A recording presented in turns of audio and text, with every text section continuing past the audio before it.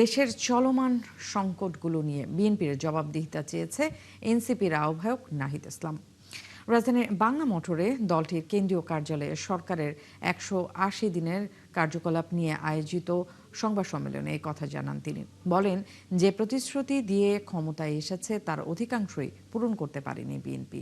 দ্রব্যমূল্যের দাম বৃদ্ধি, বিদ্যুৎ ও জ্বালানির সংকট এবং অর্থনৈতিক অব্যবস্থাপনায় সরকার সম্পূর্ণ ব্যর্থ হয়েছে বলে জানিয়েছেন বিরোধী দলীয় চিফ হুইপ। গ্যাস সংকটে শিল্প উৎপাদন ব্যাহত হচ্ছে।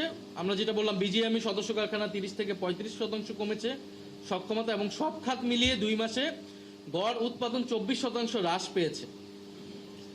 কাঁচ, ইস্পাত, বস্ত্র তৈরি, পোশাক কারখানা সহ গুরুত্বপূর্ণ বিভিন্ন সেক্টরে এটার জন্য ক্ষতিগ্রস্ত হচ্ছে। গ্রাম এবং মফস্বলে 10 ঘন্টারও বেশি লোডশেডিং হয়েছে। বিএনপি গ্রহণের পরে বাংলাদেশের ইতিহাসে সর্বোচ্চ পর্যায়ে লোডশেডিং কিন্তু এই বর্তমান সময়ে হচ্ছে। জাতীয় কমিটি হয়েছিল, তাদের সুপারিশ দিয়েছিল যে ক্যাপাসিটি চার্জ এবং এই চুক্তিগুলো বাতিলের জন্য কি ধরনের ব্যবস্থা নেওয়া উচিত। সরকার কিন্তু সেই সুপারিশগুলো মানছে না এবং নিজেও কোনো এই ধরনের কমিটি বা কোনো ধরনের ব্যবস্থা নিচ্ছে না।